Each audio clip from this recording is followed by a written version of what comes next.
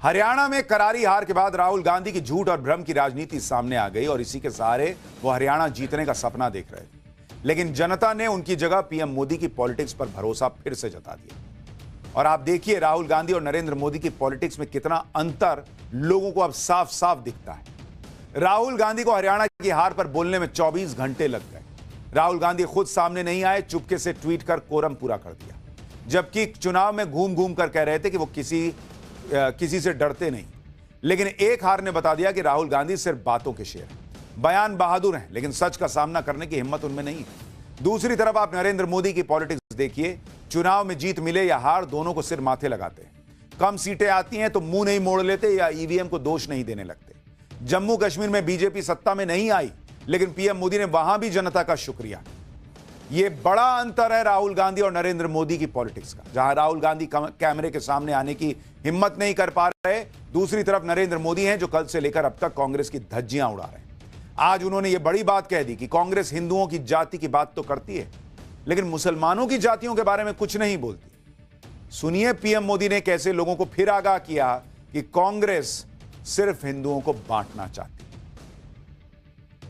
कांग्रेस के एक भी नेता ने आज तक कभी नहीं कहा कि हमारे मुस्लिम भाई बहनों में कितनी जातियां होती हैं। मुस्लिम जातियों की बात आते ही कांग्रेस के नेता पर मुंह पर ताला लगाकर बैठ जाते हैं। लेकिन जब भी हिंदू समाज की बात आती है तो कांग्रेस उनकी चर्चा जाति से ही शुरू करती है। कांग्रेस की नीति है हिंदुओं की एक जाति को दूसरी जाति से लड़ाओ। कांग्रेस जानती है कि जितना हिंदू बटेगा उतना ही उसका फायदा होगा।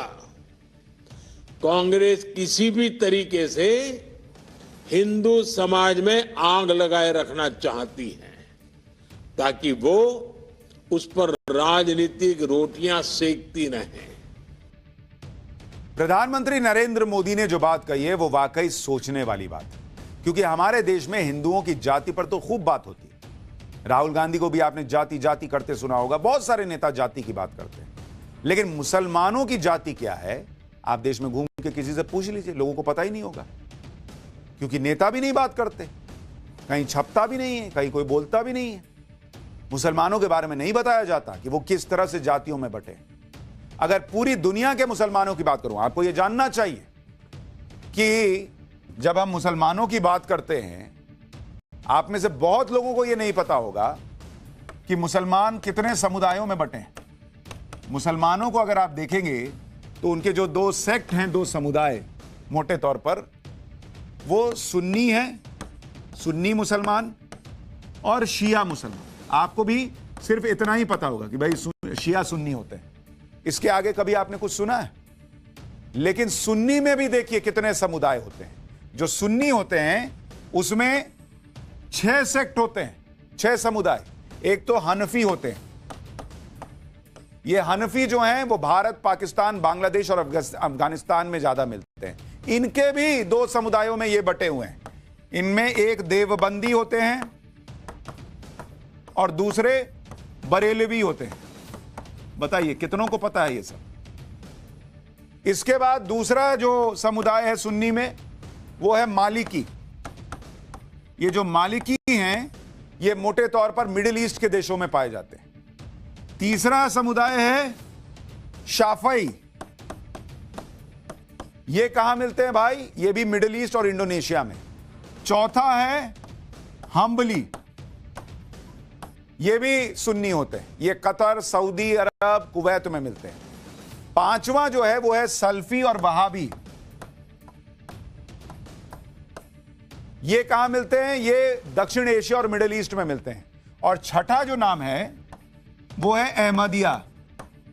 अहमदिया मुसलमान, ये भारत और पाकिस्तान में मिलते हैं। और मुसलमानों में एक बड़ा वर्ग ऐसा है जो इनको मुसलमान मानने को तैयार नहीं है, तो इनको बड़ा अत्याचार सहना पड़ता है। लेकिन आपको पता था कि हनफी, मलिकी, शाफई, हमली, वहाबी और अहमदिया मुसलमान भी होते हैं? नहीं पता, यही नरेंद्र मोदी कह रहे हैं। अब आप शियाज में देखिए, शिया में देखिए, इनमें भी 3 और समुदाय, एक है इसरा अशरी, इसरा अशरी। ये ईरान, इराक, भारत, पाकिस्तान और लेबनान में मिलते हैं। दूसरा वर्ग है इसमें इस्माइली। ये कहां मिलते हैं? ईरान, मिडिल ईस्ट और भारत और पाकिस्तान में। इस्माइली में भी 4 समुदाय आते हैं। इसमें कौन कौन है? फातमी, उसके बाद बोहरा, तीसरा जो वर्ग है वो कौन सा है? खोजे,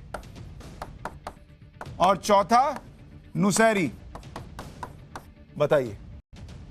और तीसरा जो शियाओं में समुदाय है वो होता है जैदी। ये कहां मिलते हैं? ये यमन में मिलते हैं। ये मुसलमानों में इतने समुदाय हैं, किसको पता है? नहीं पता। यही नरेंद्र मोदी कह रहे हैं। अगर आप भारत में मुसलमानों की जातियों की बात करेंगे, भारत में मुसलमान जो हैं, अब जरा उनके बारे में जानिए। ये भी आप में से 99% लोगों को नहीं पता होगा। अगर भारत में मुसलमानों की जातियों के समूह को देखें तो ये मोटे तौर पर 3 जातियों के समूह में बटा हुआ है। एक है अशराफ, या अशराफ कहते हैं, अशराफ। दूसरा है अजलाफ, और तीसरी अर्जाल। ये 3 जातियों में मुसलमान मोटे तौर पर बटा हुआ है। इनमें कितनी जातियां हैं भाई? अशराफ के अंदर अगर आप देखेंगे, इसके अंदर सैयद ये आते हैं, शेख, पठान, मिर्जा और मुगल। ये जातियां जो हैं वो अशराफ के अंदर आती। इसी तरह अगर आप अजलाफ में देखेंगे, इसमें कौन कौन आते हैं भाई? इसमें आ गए अंसारी, मंसूरी, रायन और कुरैशी। इसी तरह से अर्जाल में भी हैं। इसमें आप देखिए हलाल खोर, हवारी और रज़ाक। इस्लाम के जानकार बताते हैं कि मुसलमानों में जाति प्रथा हिंदुओं की तरह ही काम करती है। मुसलमान भी अपनी जाति में शादी करना पसंद करते हैं। लेकिन आपको यह सोचना चाहिए कि यह सब बातें आपको क्यों नहीं पता। इसकी 2 बड़ी वजह है। एक, मुसलमान भले जातियों में बटा हो, आपस में उनका जो व्यवहार हो, लेकिन उसने अपनी पहचान बाहर सिर्फ मुसलमान की बनाई है। और जो पॉलिटिकल पार्टीज हैं वो भी मुसलमान को जातियों में बांट के बात नहीं करती, वो सिर्फ मुसलमान की आइडेंटिटी देखती हैं, क्योंकि उन्हें मुसलमान का बल्क में वोट चाहिए होता है। हिंदू को बांटना आसान है, इसलिए हिंदू की जातियों की बात होती है। यही आरोप नरेंद्र मोदी लगा रहे हैं कि हिंदू की जाति तो किसी से चलते फिरते पूछ लीजिए, सबको पता है। मुसलमान की जाति की बात क्यों नहीं करते ये नेता? क्योंकि हिंदू को बांटने का प्रयास होता है। यह आरोप लगा रहे नरेंद्र मोदी। यानी मुसलमानों में भी इतनी जातियां हैं, लेकिन बात सिर्फ हिंदू की जातियों की होती है, क्योंकि हिंदू वोटों को जातियों में तोड़कर अपना सियासी फायदा उठाना है। इसलिए आज पीएम मोदी ने इसकी सच्चाई सबको बताई। पीएम मोदी ने आज यह भी बताया कि हरियाणा के चुनावी नतीजों ने कैसे कांग्रेस के एक एक नैरेटिव की हवा निकाल दी। कांग्रेस का पूरा इकोसिस्टम, अर्बन नक्सल का पूरा गिरोह जनता को गुमराह करने में जुटा था, लेकिन कांग्रेस की सारी साजिशें ध्वस्त हो गई। कांग्रेस ने दलितों के बीच झूठ फैलाने की कोशिश की, लेकिन दलित समाज ने कांग्रेस के खतरनाक इरादों को भांप लिया, क्योंकि दलितों को एहसास हो गया कि कांग्रेस उनका आरक्षण छीनकर अपने वोट बैंक को बांटना चाहती है। यह बात बार बार बीजेपी उन तक पहुंचाती रही। कांग्रेस ने युवाओं को टारगेट किया और अलग अलग नैरेटिव फैलाकर उन्हें भड़काने का भी प्रयास हुआ, लेकिन हरियाणा के युवाओं ने बीजेपी की विकास की राजनीति पर भरोसा किया। कांग्रेस ने किसानों को एमएसपी के मुद्दे पर भड़काया, लेकिन हरियाणा के किसान समझ चुके हैं कि उन्हें फसलों पर एमएसपी कौन दे रहा है। पीएम मोदी ने हरियाणा के चुनावी नतीजों को देश का मूड बताया और महात्मा गांधी के एक बयान का जिक्र करते हुए कांग्रेस को नफरत फैलाने वाली सबसे बड़ी फैक्ट्री बताया। सुनिए पीएम मोदी।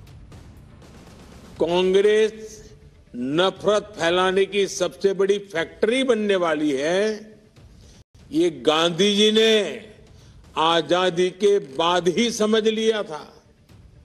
इसलिए ही गांधी जी ने कहा था कि कांग्रेस को खत्म कर देना चाहिए। कांग्रेस खुद खत्म नहीं हुई, लेकिन आज देश को खत्म करने पर तुली हुई है। इसलिए हमें सावधान रहना है, सतर्क रहना है।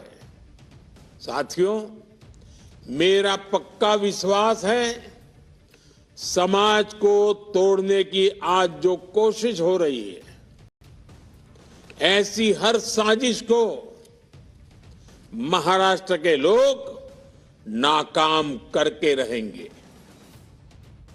एक तरफ नरेंद्र मोदी हैं जो ऑन द स्पॉट एक्शन और रिएक्शन देने में भरोसा रखते हैं, वहीं दूसरी तरफ राहुल गांधी को देखिए जो हरियाणा के चुनावी नतीजे आने के बाद सन्नाटे में चले गए और उनकी चुप्पी तब टूटी जब बीजेपी ने सवाल उठाए।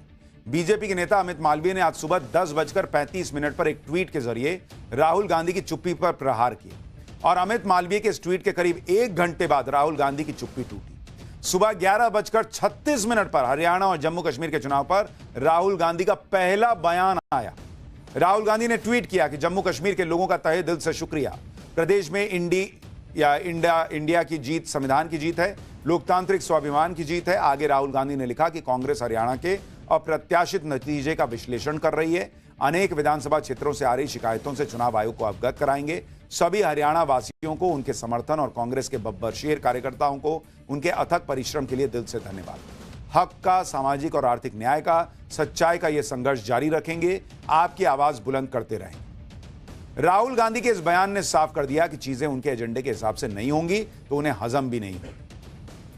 अब भी यह देख लीजिए कि बीजेपी ने आखिर राहुल गांधी की चुप्पी पर ऐसा क्या कहा जिसके बाद राहुल गांधी हरियाणा और जम्मू कश्मीर के चुनावी नतीजों पर एक ट्वीट कर पाए, वो भी सामने आके बयान नहीं दिया। दरअसल बीजेपी नेता अमित मालवीय ने ट्वीट किया था कि अगर अहंकार और शालीनता की कमी का कोई चेहरा होता तो वो राहुल गांधी का होता। हरियाणा में हार के कई घंटे बाद भी कांग्रेस के सबसे बड़े नेता राहुल गांधी को मतदाताओं या कार्यकर्ताओं को धन्यवाद देने का समय नहीं मिला। कश्मीर में नेशनल कॉन्फ्रेंस की लीडरशिप को उनकी परफॉर्मेंस के लिए बधाई देने का शिष्टाचार भी उनमें नहीं दिखा। कोई सोशल मीडिया पोस्ट नहीं, कोई मीडिया स्टेटमेंट नहीं। राहुल गांधी इसलिए सन्नाटे में चले गए क्योंकि उनकी टीम सिर्फ हवाबाजी कर रही थी, ग्राउंड पर किसी को काम नहीं करना था, सिर्फ सोशल मीडिया पर माहौल बनाते रहे। और इसलिए राहुल गांधी को भी हो सकता है झटका लगा होगा क्योंकि टीम कह रही थी कि सर हम तो जीत रहे हैं। लेकिन सोशल मीडिया से चुनाव नहीं जीते जाते। पवन खेड़ा, जयराम रमेश, सुप्रिया सुले जैसे नेताओं ने सोशल मीडिया पर नैरेटिव फैलाने में पूरा जोर लगाया कि हरियाणा के किसान पहलवान पीएम मोदी से नाराज है, हरियाणा के युवाओं में अग्निवीर योजना को लेकर गुस्सा है, हरियाणा के जाट पीएम मोदी के खिलाफ हो गए। लोकसभा चुनाव के बाद प्रधानमंत्री नरेंद्र मोदी कमजोर हो गए, उनकी पॉपुलैरिटी कम हो गई है, बीजेपी ढलान की तरफ। कांग्रेस की तरफ से सोशल मीडिया पर यह भी नैरेटिव फैलाया गया कि हरियाणा में कांग्रेस की आंधी है, पार्टी कम से कम 60 सीटें जीतेगी। कांग्रेस के कुछ नेताओं ने यह तक दावा किया कि अगर हरियाणा में बीजेपी की 15 सीटें आ गई तो नाम बदल देंगे। इसी माहौल की वजह से कांग्रेस ने हरियाणा चुनाव में इंडी गठबंधन के अपने सहयोगियों से भी किनारा कर लिया। लेकिन जब हरियाणा के चुनावी नतीजे आए तो सोशल मीडिया पर कांग्रेस की तरफ से सेट किए गए नैरेटिव की हवा उड़ गई, क्योंकि जो वोटर है वो दिन भर आपका ट्विटर देख रहा है, वो आपका रील देख रहा है, वो देख रहा है कि कौन काम कर रहा है, कौन नहीं कर रहा है। राहुल गांधी की टीम हवाबाजी में लगी रही तो नरेंद्र मोदी की टीम ग्राउंड पर काम करती रही। बीजेपी ने इस बार किस तरह का ओवर कॉन्फिडेंस नहीं दिखाया, किसी भी तरीके का। उसके लाखों कार्यकर्ता दिन रात चुपचाप जमीन पर काम करते रहे। हरियाणा में पर्दे के पीछे रहकर बीजेपी के जिन 4 नेताओं ने हरियाणा में बीजेपी की अविश्वसनीय जीत की स्क्रिप्ट तैयार की, सारे एग्जिट पोल्स को गलत साबित किया, उनके बारे में भी आपको जानना चाहिए। कैसे साइलेंटली काम होता है, सोशल मीडिया पर चुनाव नहीं जीते जाते। धर्मेंद्र प्रधान, लोकसभा चुनाव में हरियाणा में बीजेपी के खराब प्रदर्शन के बाद धर्मेंद्र प्रधान को राज्य का चुनाव प्रभारी बनाया गया। जिम्मेदारी मिलने के बाद धर्मेंद्र प्रधान ने हरियाणा को अपना दूसरा घर बना लिया और ग्राउंड जीरो पर लगातार डटे रहे। धर्मेंद्र प्रधान ने राज्य की छोटी बड़ी हर घटना के लिए गृह मंत्री अमित शाह से संपर्क बनाए रखा। दूसरा नाम है बिप्लब कुमार देब। त्रिपुरा के पूर्व सीएम बिप्लब कुमार देब को हरियाणा का चुनाव सह प्रभारी बनाया गया, जो पिछले 2 साल से हरियाणा में एक्टिव थे। उन्होंने धर्मेंद्र प्रधान के साथ मिलकर हरियाणा के हर इलाके में पार्टी कार्यकर्ताओं के साथ बैठकें की। चुनाव से पहले हरियाणा के लिए गए फैसलों के सूत्रधार बने। तीसरा नाम है सतीश पुनिया। जाट नेता सतीश पुनिया को बीजेपी ने हरियाणा का प्रदेश प्रभारी बनाकर बड़ी जिम्मेदारी दी। जाट वोटों में बीजेपी की पैठ बनाने में सतीश पुनिया की अहम भूमिका रही। चौथा नाम सुरेंद्र नागर। बीजेपी के राज्यसभा सांसद सुरेंद्र नागर को इसी साल हरियाणा का सह प्रभारी बनाया गया। उन्होंने सतीश पुनिया के साथ मिलकर जमीन पर काम किया। सुरेंद्र नागर बड़ा गुर्जर चेहरा है और इसका फायदा भी बीजेपी को मिला। बीजेपी के इन चारों नेताओं ने सोशल मीडिया पर नहीं, हरियाणा में जमीन पर काम किया। हरियाणा में विधानसभा सीटों को आपस में बांटा और अपने हिस्से में आई सीटों पर जनता तक पहुंचने के लिए माइक्रो मैनेजमेंट पर जोर दिया। इन सभी नेताओं ने मिलकर जातीय समीकरणों को साधा और उसी हिसाब से मुद्दे भी तय। तो ये है नरेंद्र मोदी और ये है उनकी टीम। ऐसे होता है काम। पाठशाला में अब अगला चैप्टर, दलित वोटर की पहली पसंद राहुल गए या नरेंद्र मोदी। हरियाणा का रिजल्ट दलित वोटर पर क्या कह रहा है? राहुल गांधी की भारत जोड़ो यात्रा जहां जहां से गुजरी, कांग्रेस खत्म होती गई क्या? महाराष्ट्र, झारखंड, दिल्ली, अब 3 चुनाव जो आने वाले हैं उसमें क्या खेला होने वाला है? अब इसका चैप्टर।